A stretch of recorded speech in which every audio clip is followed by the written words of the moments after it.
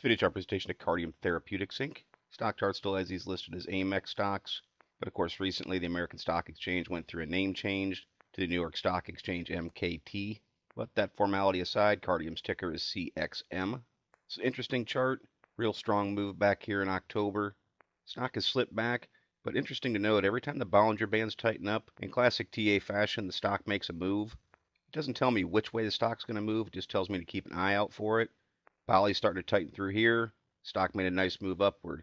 A gap down. Bollinger Bands got very tight back here in March. The move at that point was down. Now once again, Bollinger Bands are tightening up. The stock's holding a solid support level. And yesterday, an increase in volume and the stock gapped upward. Closed up almost 7%, 665,000 shares traded. So I want to take a quick look at the indicators and see if they're giving us any hints for potential movement. It's a nice upward trend in the MACD. Trending back towards zero, that's called a positive divergence as the price per share is trending downward. MACD is trending upward. To technical traders, a positive divergence like that is signaling a potential shift in trend. What's important is both the 12 and 26 EMA components of the MACD make their break through zero, because I want to see continually higher highs being made and a firm upward trend and the MACD holding over top of the zero mark. At this point, that puts the MACD at a critical position because the 12 and 26 are basically pinned against that zero mark at this point. PPO, very similar look to it. For the ADX, the positive DI breaking up through the ADX is a bullish indication.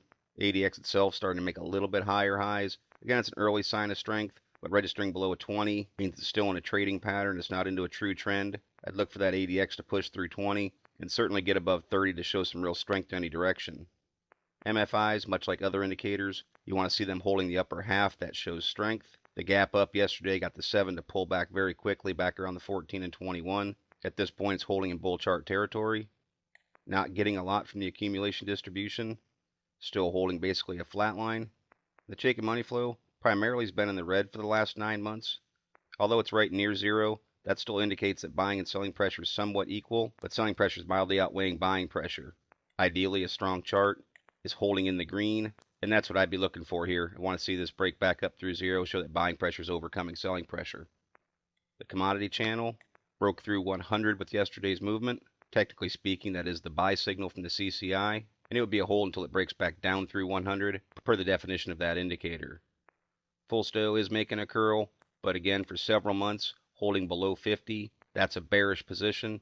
Much like I mentioned with other indicators, you want to see it on the upper half. That's bull chart territory, and it signals stronger momentum in the play. Tricks, it's a lagging indicator. It's triple exponentially smooth. That's why it moves so much slower.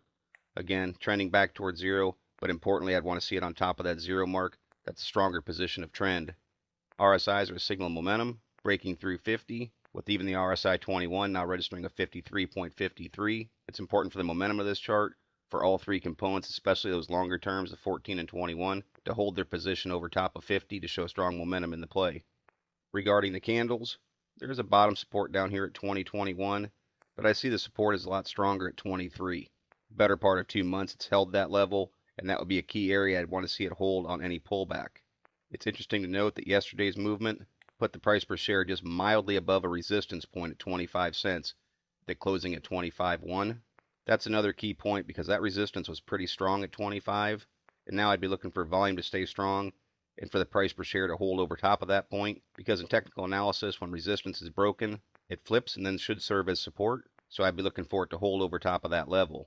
It's also important to note that the moving averages, all the short terms and the 50-day, were tucked together. Once again, that is a position where you look for a movement to happen, because moving averages tend to not want to trend right next to each other.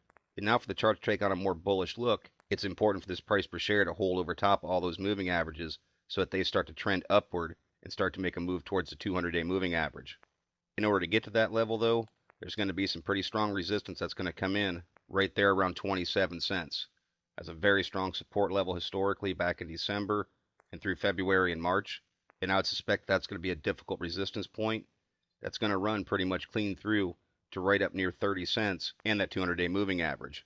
If it could break through there, not a lot of resistance in play until it would come up here and look to fill this old gap to 35 cents. But I don't look for any sort of move like that as trying to identify support and resistance points, and look for the key levels in the more near term. And for CXM, it's holding the bottom support at 23. It's important to see if it can hold over top of 25 and on any upward movement, how it would react at the resistance points at 27 and the 200-day moving average.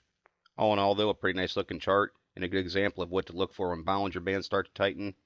And with that in mind, I'd keep an eye on volume, these main levels of support and resistance, and see where this chart goes from here. As always, it's merely my interpretation of the Cardium Therapeutics chart. Thank you for watching, and trade smart.